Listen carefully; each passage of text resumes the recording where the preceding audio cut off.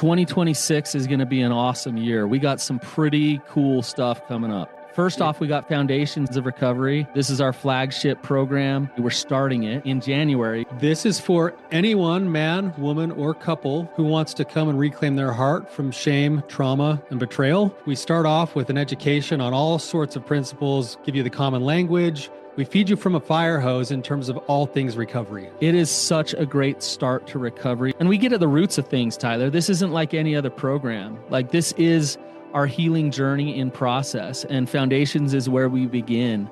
If you look at the value that you're getting there to kick off a good recovery with all of the right education, all of the right language, and a team to get you started while also being directed by Brandon and myself through the whole process, what a deal. So if you're interested, if you're struggling, if you've been wanting to do something for a long time, jump into this. This only comes around every so often, and we would love to have you there.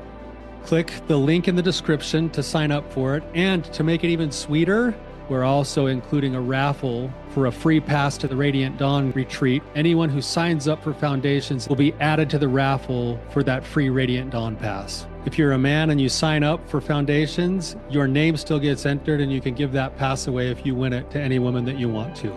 So what you're saying, Tyler, is if you sign up and participate in Foundations, you could possibly go to Radiant Dawn for free?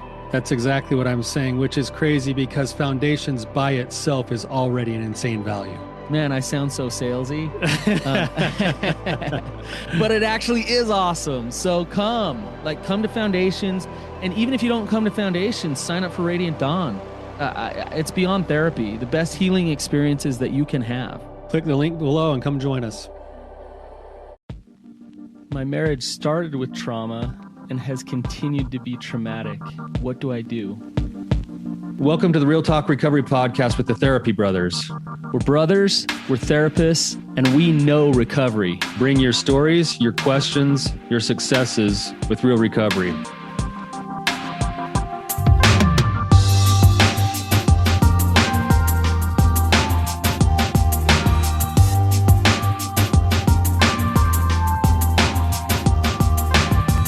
Another good discussion on trauma today, Brandon. I think it's going to be great. We got a good guest today. I'm going to hurry and read a review. We got another good review came through. It was really short and succinct, but it was a good one. So this one comes from MJMCD, and it says, "Lifesaver.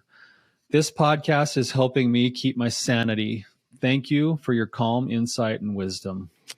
That right there, Tyler, is why we do the podcast. If there's somebody out there somewhere in some neck of the woods that just needs a lifeline and needs some hope and some guidance and some things to think about, then if we can provide any bit of that hope and guidance, that's why we do this. So thank you for that feedback. We love hearing that there's maybe some good coming to you as a result of what we're doing, because that's really all we want to do. Yeah. So, yeah. Well, Tyler, you really quick, you got some new wheels. You've never been a guy to have like rims on your wheels, like that's not my style, man. On your car, you're like OG gangster, like. So yeah, if you want to call a CRV that's got black rims, OG gangster. Absolutely, it's a dark charcoal CRV with black rims. It's what it basically is. It's like the most tricked out you can get for a family economy car. So we basically wanted something that would do better on gas mileage and drive well in the snow for my wife. And sure, you bought it for the rims. Let's be honest. That's what we ended up with. So I think the CRV might be the most popular car in America. Yeah. Well, I've had one, and our guest, Kathryn, you drive a CRV, correct? Yep, I drive one. Yeah. Do you have some nice rims on it? Just what it came with. Yeah. That's usually how CRVs go. So. Okay. Kathryn, welcome to the show. It's good to have you. Thank you. If you wouldn't mind just giving us a little bit of background and filling us in what's been going on and what your situation is, and then ask any questions that you have. Well, 41 years of marriage this last January. Wow. Yeah, That's a long time. I know. Yeah, I just turned 65. My husband will be turning 70 this week. And not a great age, I don't think, to be starting recovery. It's like we don't have that many years left, and I think that's what I get frustrated with, because he's dragging his feet. And it's been 4 years since discovery, and we've been separated 3.5 years. And I asked him to move out because my trauma was so bad, as he kind of trickled out, the disclosure kind of trickled out over the months. And then I went to a counselor, and I was explaining what happened to me before we got married with my husband. And when I explained, that he and I were having dinner at his apartment, and he got up out of his chair and got me out of my chair and just got on top of me and used me as a thing to release himself with. That's what I wrote in my journal. And but then he said, "Oh, we have to go confess to our pastor that we had sex." And so that was the narrative that he told me, and that's what I believed. And and so my counselor said, "That's date rape." And I was shocked and horrified, and that kind of set my body into trauma as I realized what happened. And it actually happened a second time. And this was before you were married? Before we were married. Mm-hmm. So, I really struggled with marrying him, but, he was so good at the words and writing me letters and quoting scripture and seeming like such a godly man who loved me. And our pastor at the time said, "Don't listen to your feelings," because I knew in my, I kept writing in my journal, something's not right. Like something just wasn't right. But my pastor said, "Oh, that's your feelings. One day you'll love them and one day you'll hate them. And so don't listen to that." And so I thought, well, if I don't listen to that, that means I just have to ask God what I'm supposed to do. And so I spent a whole day up in the mountains just with my Bible and my journal and and asking God. And it kind of came down to, okay, God, you will give me love for this man. I don't really love him, but you give us love for people, and then I'll just marry him out of faith that this is what I'm supposed to do. So you were getting the feeling from your pastor that this is what God would want you to do. So you were kind of talking yourself into it because of that. Yeah. That's what you're saying. Despite getting date raped twice by him, you're talking yourself into marrying him. Yeah. And back in 1980, there wasn't a term like date rape. So, right. And then I believe the narrative that we had sex. Yeah. Even though I found my journal 3 years ago, I found my journal that really described what happened.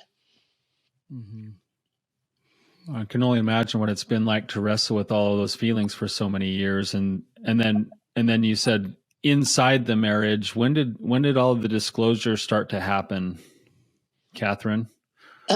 Just 4 years ago. Yeah. And he had been getting more and more distant. He had lost a really good job 11 years ago, and he's had depression our whole marriage. And so I had listened to a sermon on lust and love, and they were talking about masturbation. And so I asked my husband, "Do you struggle with masturbation?" And he said, "Yeah." And I said, "You do?" And he's like, "Yeah." I'm like, "How long?" "Oh, our whole marriage." And we had been married 37 years at that point. And I'm like, "You've been hiding that for 37 years? Like, I had no idea. And then things started coming out about his past. And he doesn't claim to have done much during the marriage, but I really have doubts about that. So yeah, my body was so traumatized. I asked him to move out of the house, and I said, just give me a month and I'll work on my trauma. And it's been 3.5 years now. He hasn't returned. Do you guys have kids? Yeah, 3 grown. 3 grown kids. And you say he's been depressed in the marriage, throughout the marriage. Mm-hmm. What was the marriage like? Was it just hard? Were you guys disconnected? Was there a lot of fighting? A lot of fighting. What we were fighting before we got married, and I never knew why. And now I've realized that he can't take responsibility for anything. There's so much blame shifting and minimizing and justifying and excuses. Like, he can never be the bad guy, right? He can't take responsibility. I don't even remember him ever kind of saying he's sorry, or there was never resolution on any he hates conflict, but we fought all the time. When you kind of asked for space 3.5 years ago, you said you wanted to go to work on kind of your own trauma, your own healing. What's that process been like for you in that 3.5 years? Like, what have you done? What have you experienced? Can you just describe that part of the journey? I've done a ton of work. I've been to lots of different therapists. I've done quite a few retreats, conferences, and probably listened to every podcast I could find and read every book. I've got, tons of books, and I think I'm pretty typical, like most women who just can't get enough of the information, probably, to try to make sense of it and feel safe. And, I've done EMDR, internal family systems. I do yoga and some other, meditation things to help calm the trauma. A lot of journaling, a lot of small groups. I don't know. Just a lot of work. I've worked really hard. Yeah, it sounds like it. Have you found any respite or relief with any of that stuff? Yeah. So today you're better off than you were 3.5 years ago. Oh, like a different person. Oh, okay, good. Awesome. Nice. Good work, Kathryn. Yeah. Yeah, people, it's gradual. People have said to me, they have noticed the change. And I don't, I'm finding my voice again, and not so much with my kids, but my husband sure doesn't like, he's very passive, and I think he feels very intimidated by me. Why are you still with him? Yeah, I get that question quite a bit. And I used to get kind of angry about that question, because it makes me feel like something's wrong with me for staying. And, I was So Kathryn, I'm not asking the question like, why are you still with him? I'm sincerely asking, do you still love him? Do you what keeps you hanging on? Yeah, I think, well, one is the finances. One is also the overwhelming, like, what should I do with my life? The whole, like, selling the house, moving, where would I go? What would I do? All those decisions. I was a stay-at-home mom, so I didn't have a career. And so I'm just doing very minimal work. Can I support myself? And then I think also the hope maybe that I don't know him as a sober man. So maybe the hope was, wow, I might like him. Like, I don't know, like I might. He might be a totally different guy that, I understand his trauma too. And I understand so much about him that I think I could be an asset to him, but I also need something from a relationship. I don't want to just be the whatever, his assistant, right? I don't. So I think that, but as far as no, I'm not attracted to him. I look at him and think, how did I ever kiss him, let alone have sex with him? I mean, I've told him, I said, I don't know if I can ever have sex with you again. And when I said that, he really shut down. But, that's where I'm at. I was honest about it and kind of regret saying that to him. I think that's a fair statement. I hear that from a lot of people that we work with. They'll say that. And I think that's because that's where you're at right now. And you don't have to be anywhere other than where you're at right now. That could obviously change. And I imagine it probably would if there was the right kind of work happening and there was, safety being established and there was accountability and there was humility and those things over time, they tend to change if the trajectory goes the right direction. So I don't think you did anything wrong by saying that.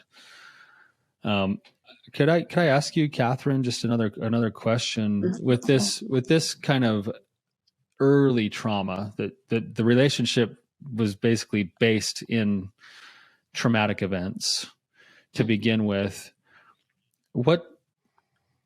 What's been the process between the two of you in terms of reconciliation on those things? Is there open discussion? Is there accountability? Is it like what's been that process between you two? He doesn't like to talk about it. He's so full of shame. And can I be graphic on this? Yeah. Okay. I mean, one example would be when he did his disclosure, one example was he was with a woman before we got married and like they were naked and kissing, but they didn't have sex. And I'm like, how come you didn't have sex? And he said, well, she wasn't interested. And I said, but you and I weren't naked and we weren't kissing. And like we had sex or whatever you want to call that, rape. So like, I wanted him to explain that. Like, I want to know what his deal is. Like, why did you do what you did? He can't admit, I don't think he knows, like, was it power? Was it control? Was it rage? Like, trying to make sense of what he did. Like, where were you at when you did that? I'm kind of wanting to know that. But he doesn't like to talk about it. Kathryn, I want to ask you kind of a hard question here, but has he raped you in your marriage? No. But, I went into marriage with that Christian mindset of sex is for him and he needs it and you should. So you were very available all the time for him. Even after, he'd want a sex 2 weeks after I had a baby. Yeah. So your body was his object to please himself with for years and years. Yeah. And then over the last 10 years after he lost his job, he got more rough with me and even started using like foul language during sex. And then I put a stop to it and he did stop. But like those things really alarmed me. Mm-hmm. No wonder you're saying things to him like, I don't desire to have sex with you ever again. Sex has been trauma for you in so many ways in your relationship. It hasn't been intimacy. No. It hasn't been love. So yeah, there's no wonder why there's a big part of you that's repulsed by that. Yeah. And then my son saying to me like, well, if you had been more affectionate and, because of what happened to you before you got married, you couldn't fully give yourself to him. Like my son tells me that. And I'm like, I call bullshit on that. Like, Good. Yeah, I think that's one of the things that's maybe the most insidious about this kind of trauma that you've experienced is that somehow the very person who has been, in a sense, abused or hurt is also the one that's then expected to be fully accountable for all of the other people, including the person who's hurt them. And, when you go and have to confess to your pastor that you had premarital sex when in reality it was rape, that like does something to the inside of you. That does something in terms of your to your relationship with God. It does something to your relationship with sense of self. And then to have other people who don't understand say those kinds of things when they don't understand the actual emotional process that's going on the inside, it becomes even one more layer of confusion and frustration and almost its own form of gaslighting, even though it's not intentionally being done. That's a hard thing. That's a lot to sift through to try to stay grounded. And the fact that you're learning to do that is actually really impressive. The fact that you haven't bought in on that story shows massive work on your part. Yes.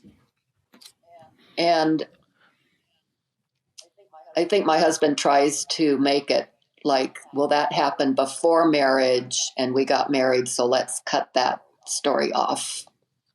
It's not how trauma works. And he still that's still his mind, like, well, you want to divorce me because of that? Well, it's not. Go ahead, Kathryn, Brandon. Go ahead, Tyler. I was just going to. Please. Okay, I was just going to say it's topic, not that it's just that you want the divorce over. It's what that means. That means lack of accountability. That means lack of humility. That means lack of like work to change the patterns that have led to how it ended up in the first place. It means so much more than, those two things, those two little incidents happened. What it means is that I haven't fully come to grips with things. And here's where the challenge is that in you guys' relationship, I would suspect, there's probably lots of things going on here, but I would suspect that the fact that it started the way that it did instantly put his and your hearts in some ways at war with your individual selves and with one another. And until there can be an accounting for those things, it's going to be really difficult because things started crooked. If they never get a chance to get straightened out, it's going to be really difficult to actually have the healing that you're looking for. Yeah, you nailed that. Right there. Mm-hmm. Yep. That was excellent. Kathryn, I feel like there's this powerful, strong woman inside of you that it's really interesting what you said about, in my gut, I knew that marrying him didn't feel right, but then my pastor came along and basically talked me into it. And so your gut feels were there. Your intuition was fighting for you.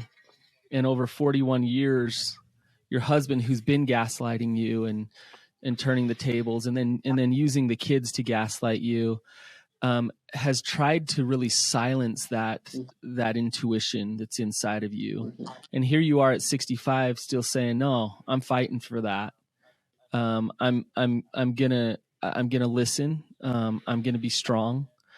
And my question is now, I want to make sure that you're not doing today what you did when you first married him, which was out of guilt and other people's opinions and those type of things, talking yourself into staying married with him. Or is your gut telling you, is your intuition, that really strong, powerful part of you inside of you, telling you to stay? I think there's not really what the inside says is wait. Just wait. And I think as I've waited, people are starting to see more of the truth. Not that I need other people to see it, but things that were turned against me, like forgive him. Like people were telling me way at the beginning, you need to forgive and reconcile. And there's a chasm there and you need to bridge the chasm by forgiving him. I mean, that sent me into another trauma. I think as a whole, most of the people I know their opinion is divorce, not stay. So I'm not getting a lot of people wanting me to stay. So your husband is a churchgoer, Yeah, a man of God, a Christian. You would say that he professes to be all of those things. He professes correct? to, yeah. He goes to church and helps out, and he looks like the good the guy with the kind heart, the good heart. Which makes it that much harder to stand up and say, like, if you knew what was going on behind the scenes, people, right? Like, so I better just, bake him bread and give him sex and keep him happy so he can continue to serve God, right? But little do they know. So brace yourself, Kathryn. I've been trying to bite my tongue. So if a man rapes a woman, he should go to jail. I know. That's right. Yeah.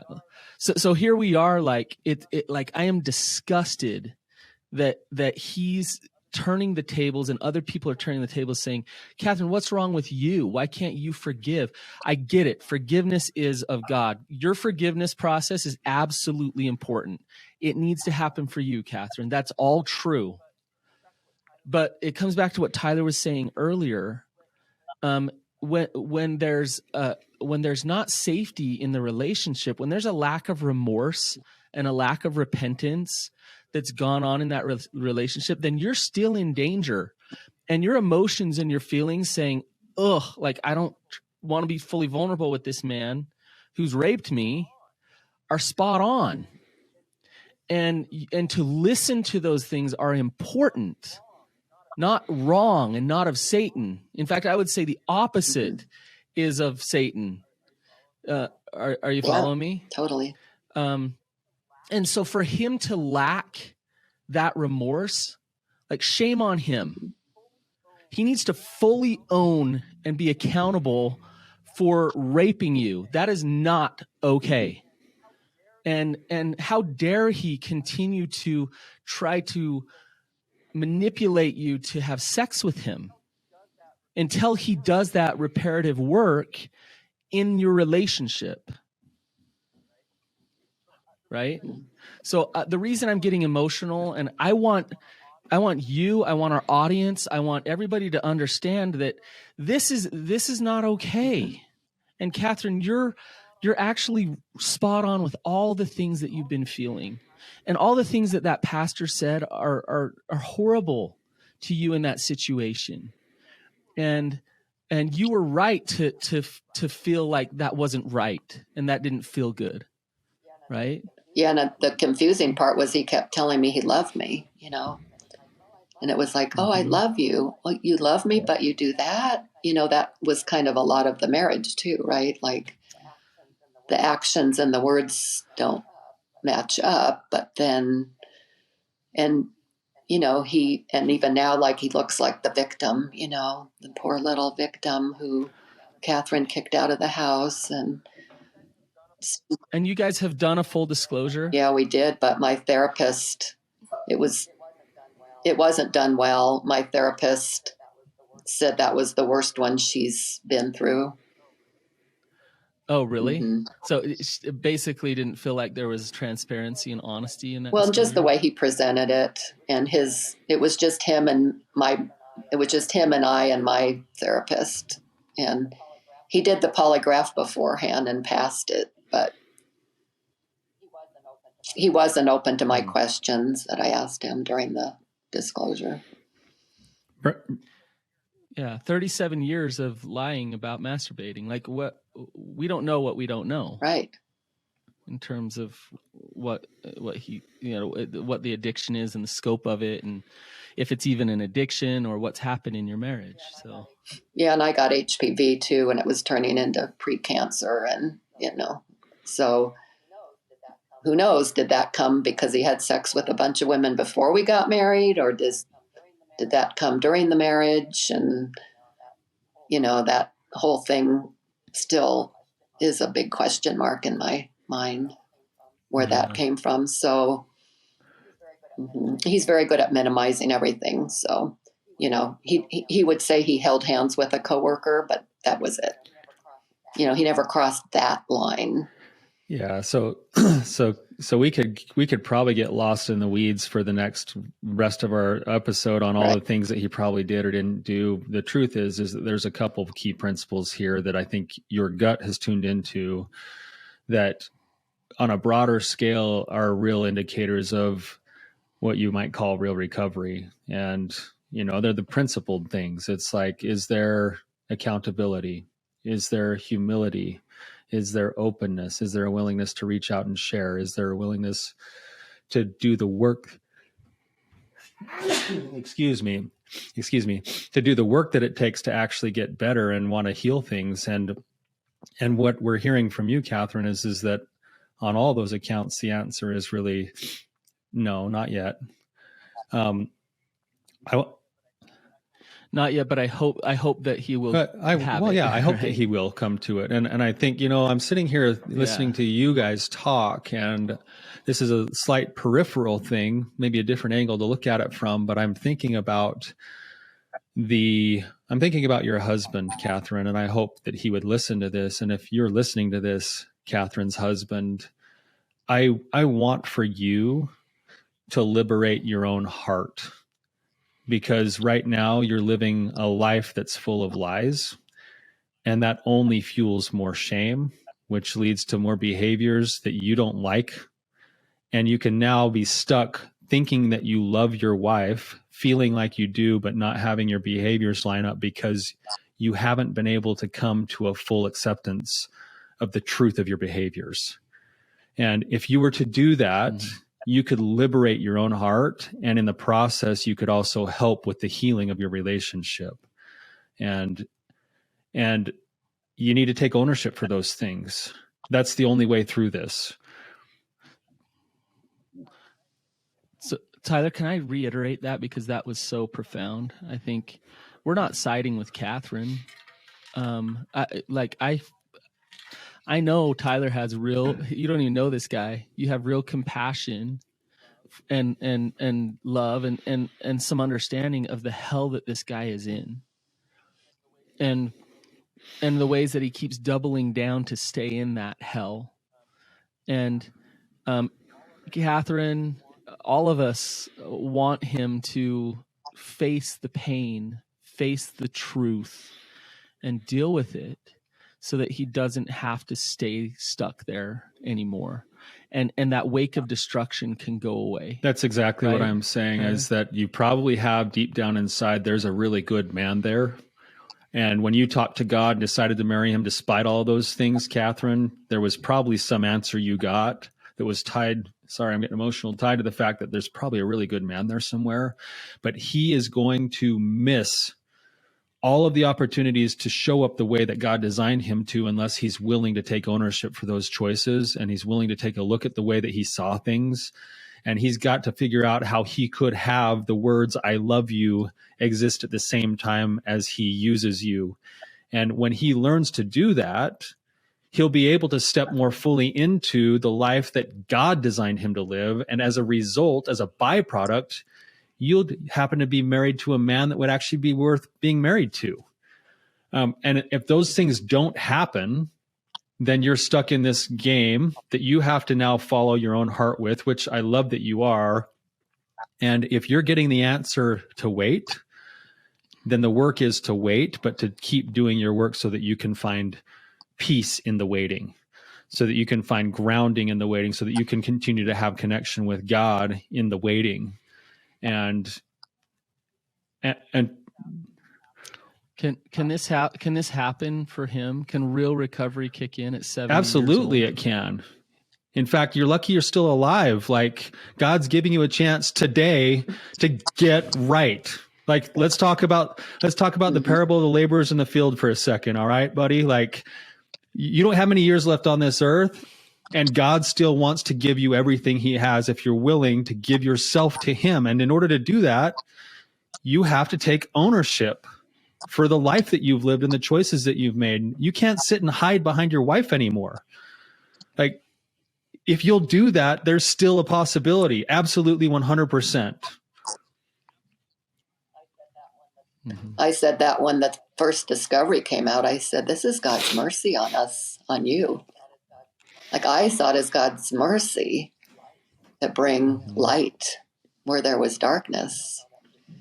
I don't know that he agreed with me. I think he saw it as, all of this is just pointing to him as, look what a terrible, wretched person I am. And I am such a worthless, whatever. And I'm just such a failure, the marriage is a sum of my failures, he says. Yeah, change it starting today. You know? Yeah. Yeah. I've said that. I said, what do you want? He'll say, well, you're never going to see me another way. And I can't be that mighty man of valor that everybody wants me to be. And there's a lot of pressure there. You can hear it. Yeah. I'm like, well, what do you want to be? You know, he'll say, I wanted to be a good husband. I wanted to be a good husband. And I'm like, okay, well, show me that now, you know? You're still here. Yeah. You're still here. So there's still a chance. But the shame spiral is really tricky. It's a tricky one. As we have this conversation, if the shame spiral goes, then if we say good things about him, it'll go like this. Well, yeah, see, I am that man and I failed. And if we say critical things about him, then the shame voices say, see, that's what you are. And so there's no way out, right?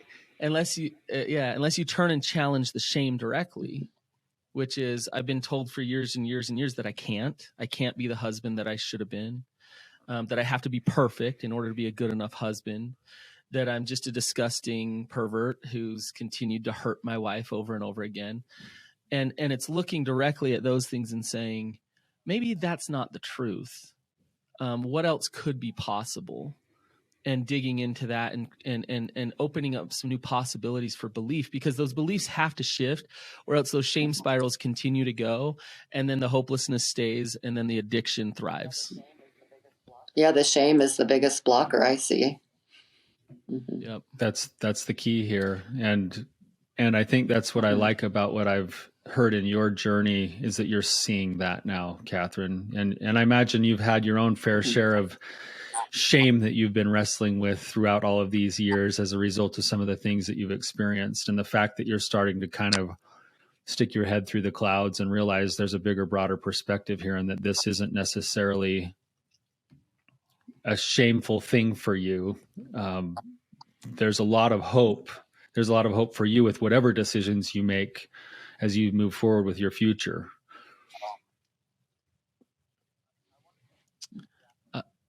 I want to just, before we wrap up, I want to just kind of illustrate recovery here a little bit on your part, Kathryn, because I just love to see it, even though you're in a really difficult situation still with your husband. The relationship is, I wouldn't say the relationship's, well, it's moving in the right direction, believe it or not, because it's not stagnant.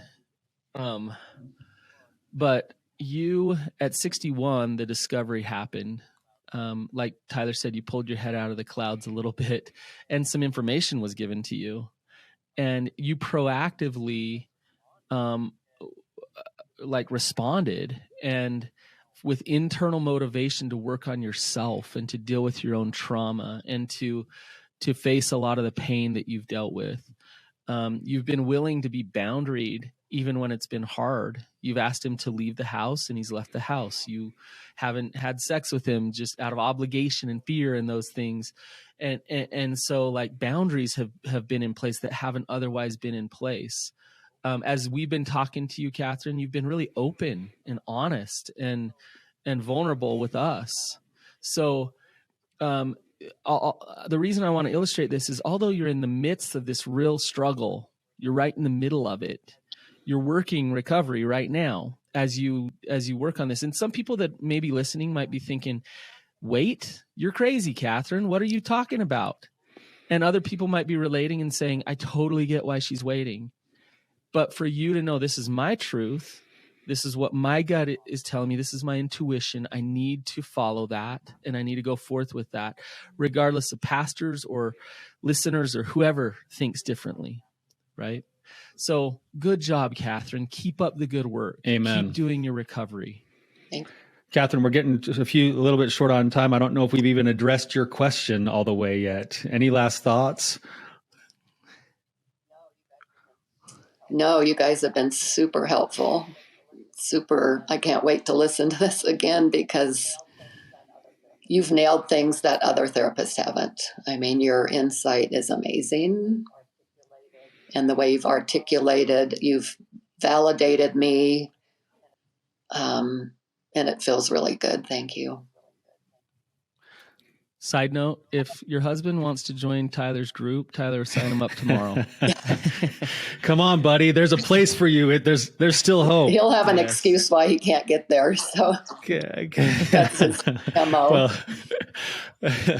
Well, Kathryn, thank you so much for your willingness to come and share. I know that you may sometimes feel like you're alone or you have a unique situation, but I want to tell you, as someone who's been in this field for a long time, that there are other people, there are other women listening right now that are going, thank you for your willingness to share. I thought I was the only one, and you're not the only one. And appreciate your courage to come on the show and share with us today. Thank you for having me.